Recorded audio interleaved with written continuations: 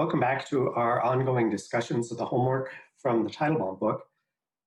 We will pick up with chapter 5 here today.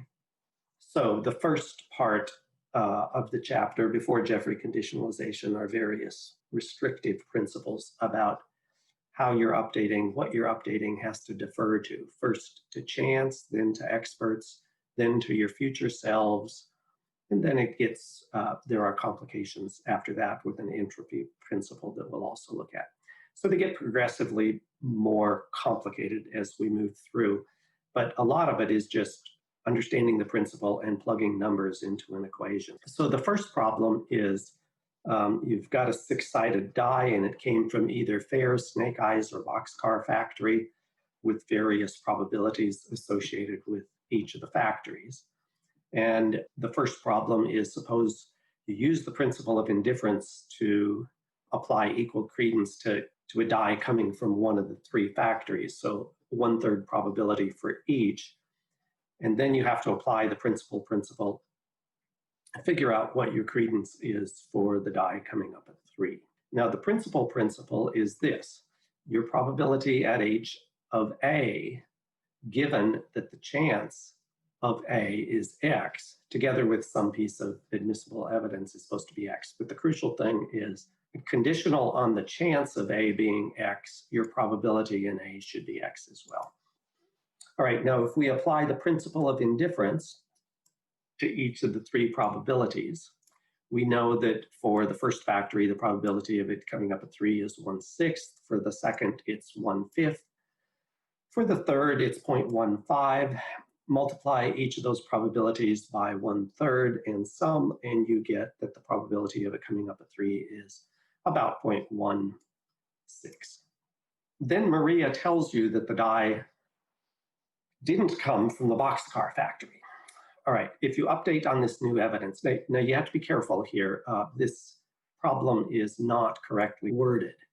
We're really supposed to be updating on the die not coming from the Boxcar Factory, whereas the evidence that you got is Maria told you that. Maria telling you that a die didn't come from a certain factory isn't the same claim as that the die didn't come from the Boxcar Factory. You'd have to know something about Maria's reliability and take that into account as well. But let's assume that the problem is one where the new information you acquire is that the die didn't come from the Boxcar Factory.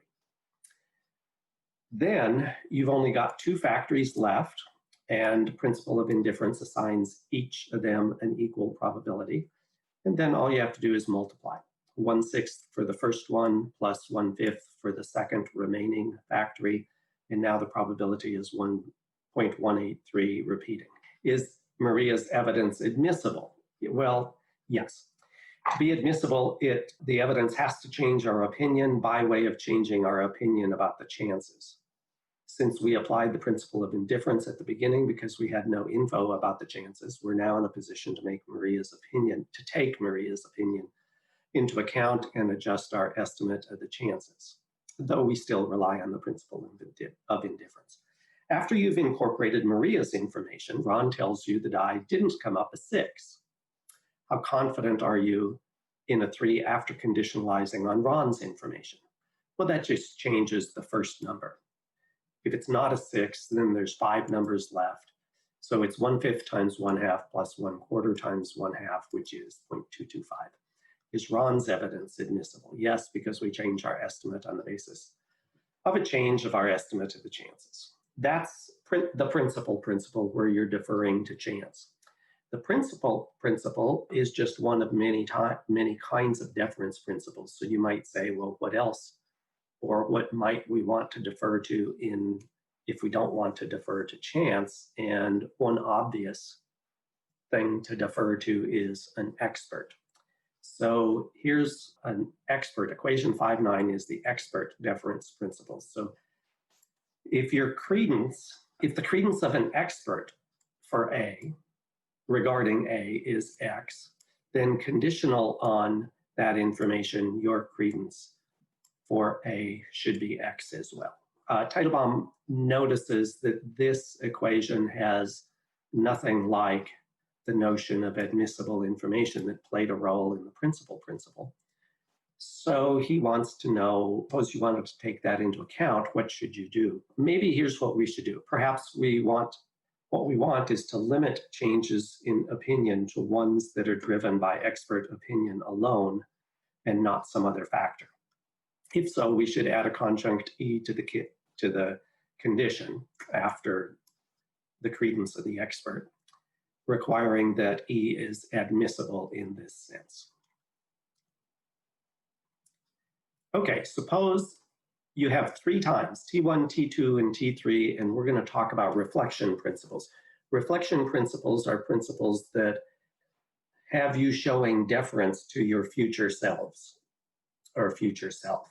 So here's a deference principle. Your credence today for A, given that your credence tomorrow is going to be X, should be X. J is a variable ranging over every future time. I said tomorrow, could be the day after, could be the following day, whatever. So you have a whole bunch of future selves. They have different conditional credences, but conditional on a future self having a specific credence, your credence for A conditional on future self's credence should be the same. Notice you satisfy 3 things: probability axioms, ratio formula, and reflection. And we're going to assume that you satisfy these constraints at T2 as well. Now you have some proposition X that you're considering, and you're considering X at T1, and you're thinking about what your future selves are going to think, and you're thinking about what your T2 self will think of your T3 self. So your T2 self thinks it 1/3 likely that the credence for X at the 3rd time will be 1/10, and 2/3 likely that the credence at the 3rd time will be 2/5. That's the Y path. The Z path is the credence at time 3 for X is going to be 3/8, and your T2 self assigns a 3/4 probability to that. And if for the credence at time 3 being 7/8, your time 2 credence for that is 1/4. And it turns out those are mutually exclusive and jointly exhaustive. So either you're going to have 1/10 or 2/5 or 3/8 or 7/8 with 1/3 and 2/3 chances for the first 2 and 3/4 and 1/4 for the next 2. So given all this information, what should your attitude be at time 1? On the Y path, your T2 self is certain that the T3 self will assign either 0.1 or 0.4 to X with a credence for each option of 1/3 and 2/3. On the Z path, your T2 self is certain that the T3 self will assign either 0.375 or 0.875 to X with a credence for each option of 3/4 and 1/4 respectively. So your current self predicts that a Y path T3 self holds a credence equal to 1/30 plus 14/30, which equals 1/2. And your current self predicts that a Z path T3 self holds a credence equal to 9/32 plus 7/32, which also equals 1/2.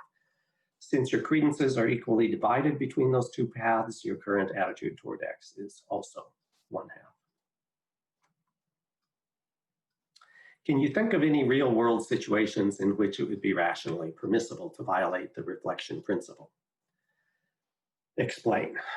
Okay, so these are called death and disability cases. If you die, if your future self is dead, your credences are going to be wiped out. So, and you know that. That doesn't inform your current opinion.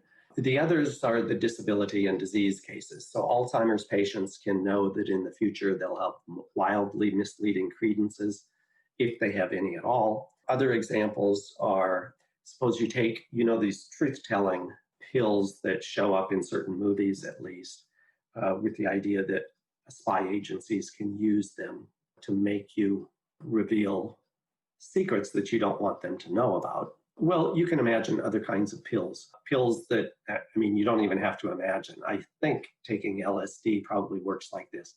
If you take LSD, you're going to be messed up. So, and you can know that, you might even know what the results of taking the drug are going to do to you. they're going to make you cognitively inept, maybe cognitively biased, depends on what the pill is like. So you take the pill today, and tomorrow, your future self tomorrow is somebody who's not to be trusted. So it makes no sense to be deferring to that. So if you're interested in reflection principles and attempts to defend them, von Frossen, I believe he's cited in the Titelbaum book, is the proposer and defender of reflection principles.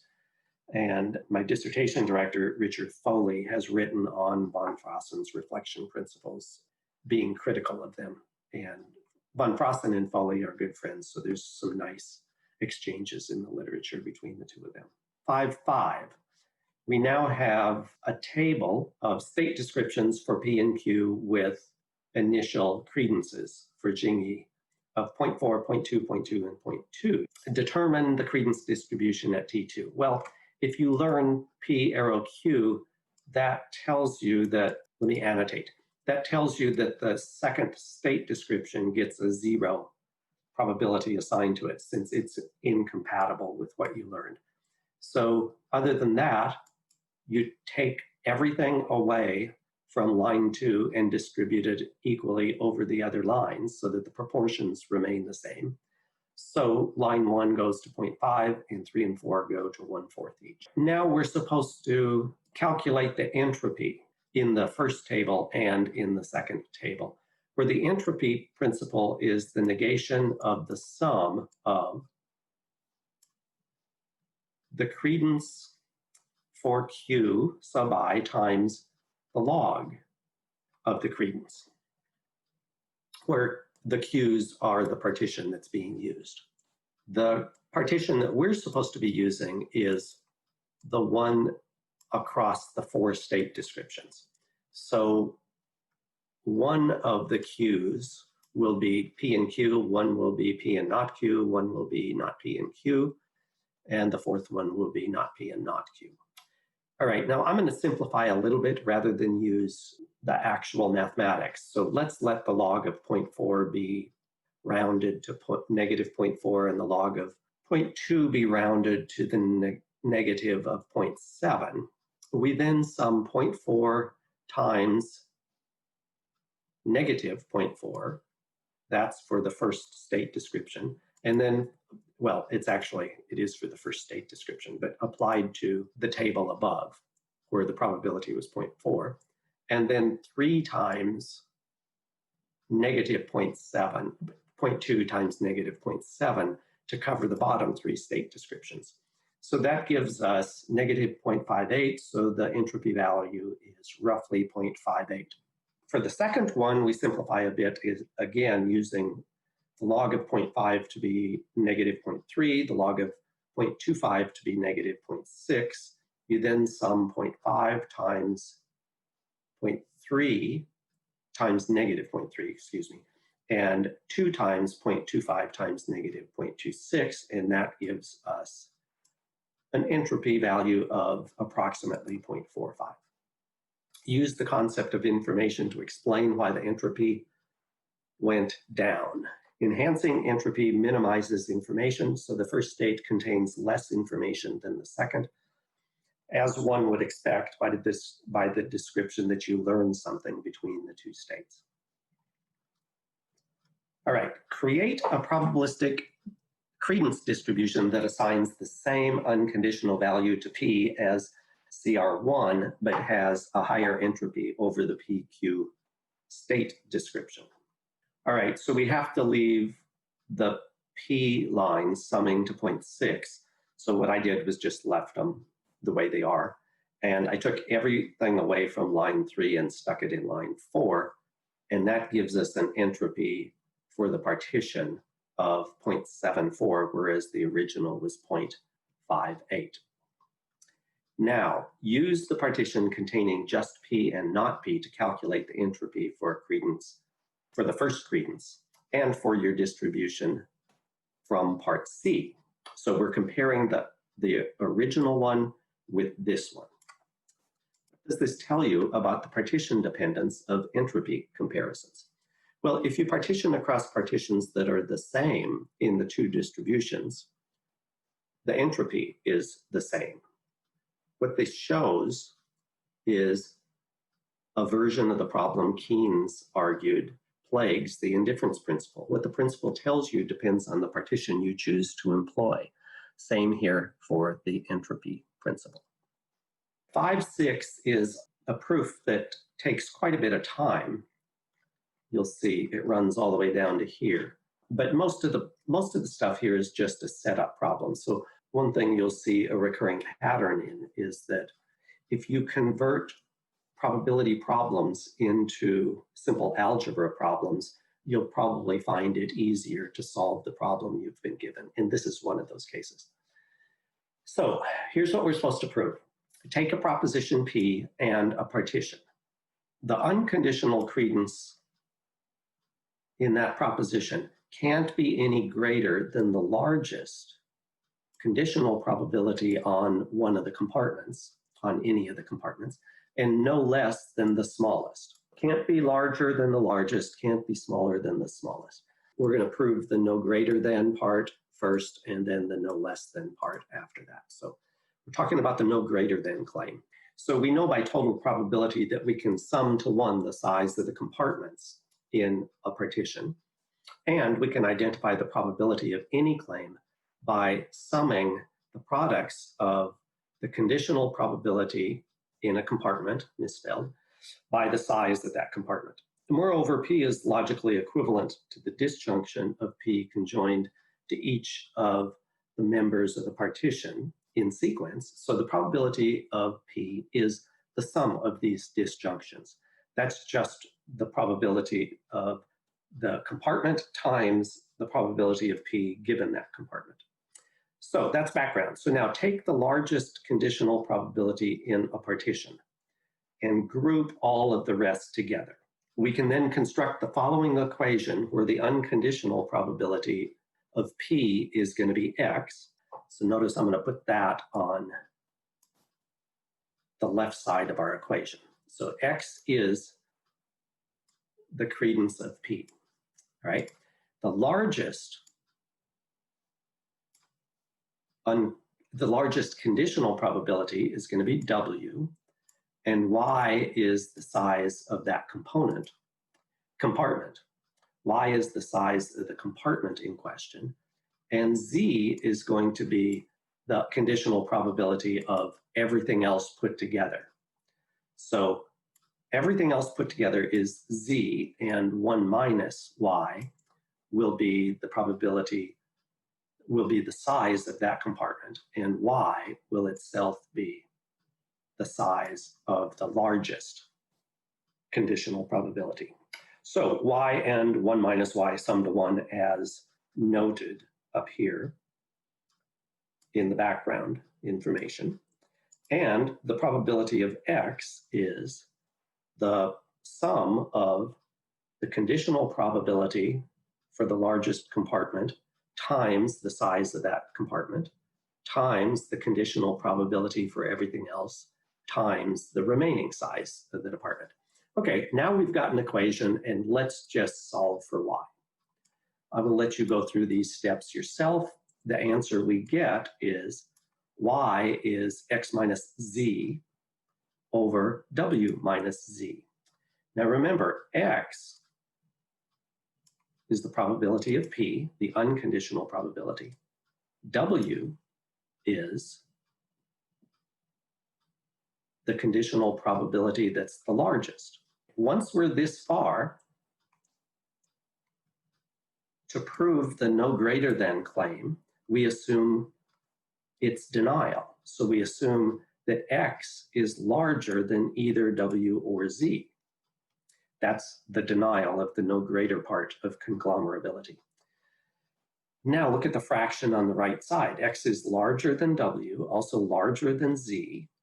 So you're going to have, worst case, the top number has to be larger than the bottom. The fraction on the right side of the equation is either greater than 1, undefined if they're all the same, or negative.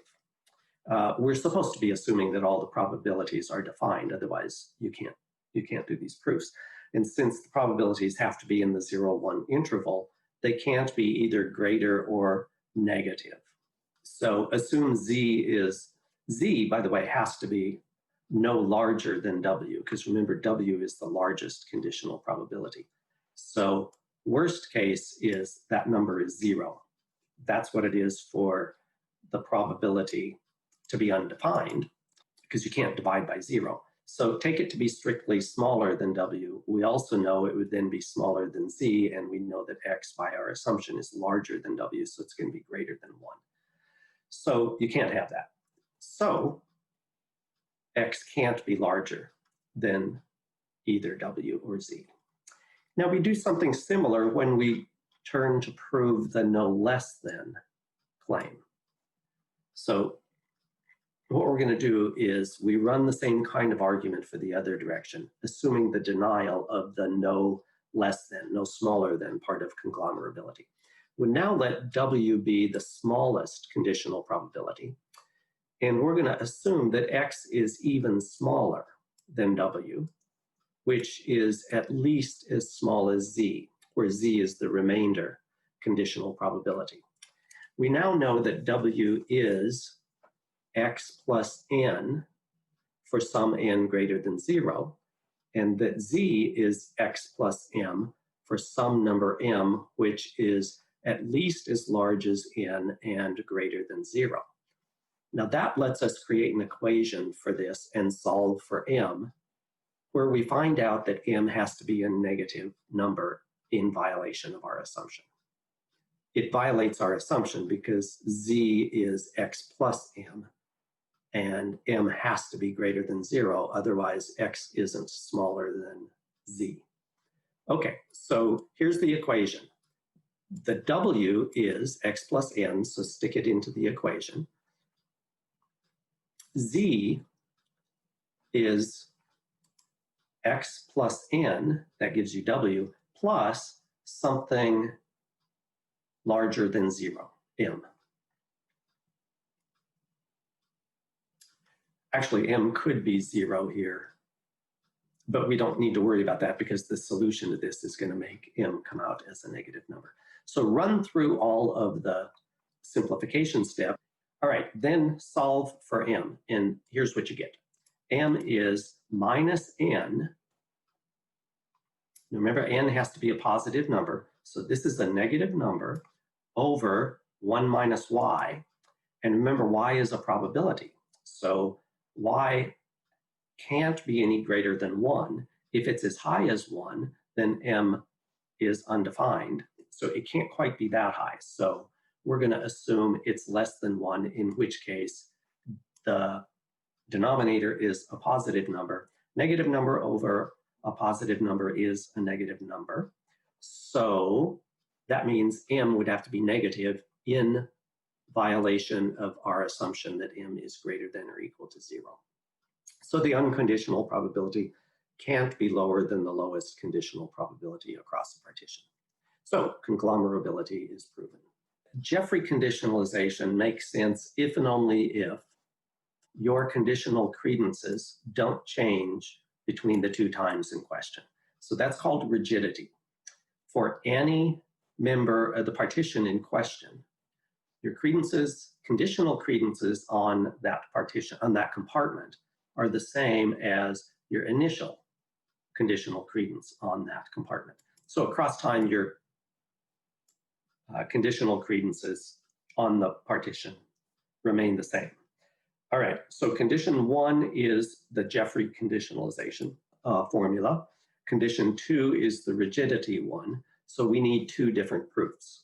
We need to go from 1 to 2 and 2 to 1. So we'll do it in 2 parts. Here's the first part. Assume condition 1, derive condition 2. Intuitively, condition 1 makes all updating a function of new credence status, of the new credence status for B. Why? Because look, you start with your initial conditional credences at time I, and then you multiply them times the new attitude you've got at time J concerning B, concerning how big each of the compartments is. So Condition 1 makes updating a function of the new credence status for all the B sub i's.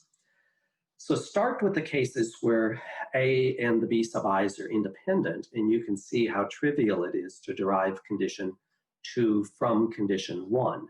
Condition 1 generates a new value for A, which by the ratio formula will be the result of a formula of this form, Z times X and Y over Y.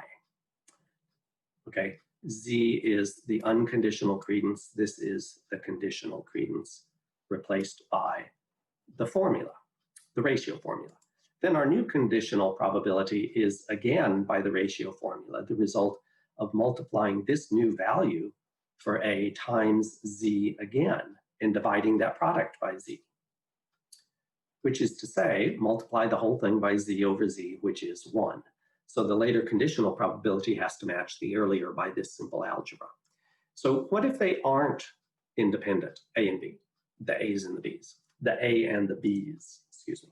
Then our formula is a bit more complicated. It looks like this: X times W over Y times Z equals X times W over Y times Z times U divided by Z.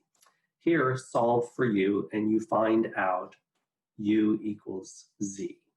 So the same result holds. All right, second problem, assume condition 2 and derive condition 1. If we assume that one's conditional probabilities don't change between the two times, then when we update on new information, all we have to go on is the change in information to condition B itself. Again, look at the algebra just given. We can show how to identify the later conditional probability in terms of a ratio formula version of the earlier, where it's the later value of B sub m that is multiplied by the earlier conditional probability for any m value in the range 1 through n. Okay, 5.9. Suppose we apply Jeffrey conditionalization over a partition to generate a new credence distribution from an initial one. Show that we could have obtained the same new credence distribution in the following way. Basically, the question is, do it 2 claims at a time and repeat that with doing it over 2 propositions again, possibly different from the first one. So you start with B1 to Bn can be as big as you want, but now you have to update using just 2 propositions first, and then pick 2 more, maybe the same, but pick 2 possibly different ones.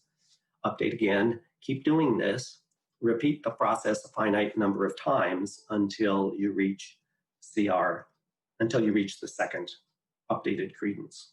So the trick here is to build the sequence of propositions from the partition, B1 through Bn.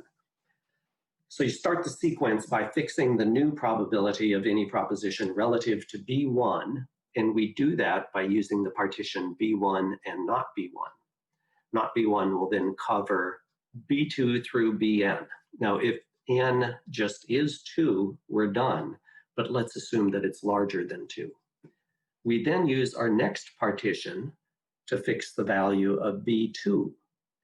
So we take B1 and B2 and negate them. So that's our new binary partition. Updating on this partition will now fix every proposition at the same value as the original for B1 and B2 parts of the partition. We then continue the process for the next binary partition, this time partitioning in terms of B1 to B3 and its negation. We continue this process up to n-1, and then we have a result that matches the one-step updating on the original partition.